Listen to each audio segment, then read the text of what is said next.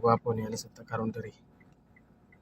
Tudlo na ko sa inyo unsa nang gitawag cluster gauge. Unsay naa anang cluster gauge. Unsay makita nato dira. Okay? So makita inyo dira ang gitawag og RPM. Gitumban nimo ang RPM sa kay RPM. Tapos napod siya gitawag speedometer. Pilay speed nga mong dagan sa sakyanan. And then napod siya temperature gauge.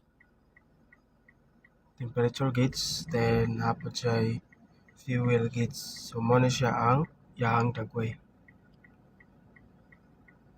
Gauge. Okay, mo na siya. Kita nimo ni. Mo na siya ang yang cluster gauge niya. Okay? So makita nimo ang yahang RPM. So, yung RPM from 0 to 6. So akong tumba na accelerator musaka yung RPM. Oh, di ba? So musaka yung RPM. So nasa sa normal nga 800 RPM niya. So RPM kag 1 2 3 okay, good pa na siya. Pag mabot og 4 5 nimong RPM, delikado. So dili na siya advisable. Okay? So mag-RPM ka into 1,000 to 2,000 to 3,000 ang maximum. Minimum niya 1,000. So mo na sa yahang RPM. Sunod kaning isa gitawag ni siya og speedometer. Kung mudagan ang sakyanan, mo reading siya og 20, 40, 60, 80. Pag abot og 100, kusog na kayo na. Kusog na kayo mong dagan. Unsa lang kag mabot pag 120, 140, 160, kusog na kayo. So dili na po siya advisable nga magpakusog kag padagan. Kinahanglan hinay lang. May mo gali naara sa 60 to 80 kay pwede pa makontrol pa nimo ang brake. Okay? So ug tarantado ka mag-drive samot ng beginners, mga karaan ng mga driver, kaya nila mo control sa driving. Kani mga bag-uhan pagatuon, kogi kay mapakusog, manadaghan mga aksidente. Karon kani makita nimo ni nga nasa tubangan.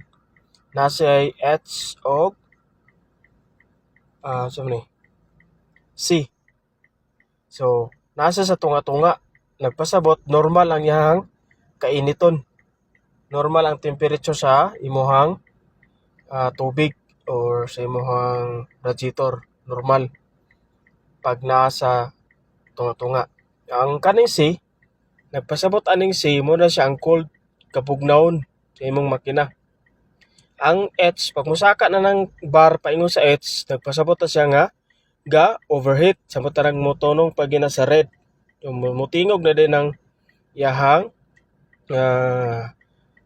heat H niya mo nanay uban ana mo blink nagpasabot ga overheat.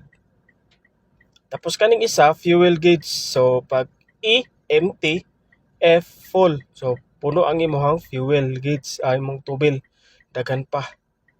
So pag magsiga na ning imong mura sa gasoline station nga indicator, magpasabot na siya nga magkinala ka magpatubil. Okay, pero dili makita man nimo ang bar. So ma-monitor nimo pila unsa kadaghanon ang imong fuel. Okay? Kanimo unsa nang cluster gauge nga naa sa tubangan. Kaya basi maglibog mo ba? Ngano man ni? Kanang unsa man ni siya? Okay? So at least makabalo mo unsa na siya. Unsa na mga lingin sa tubangan. So mabalaan ninyo unsay RPM, unsay speedometer, fuel o ang iyahang temperature.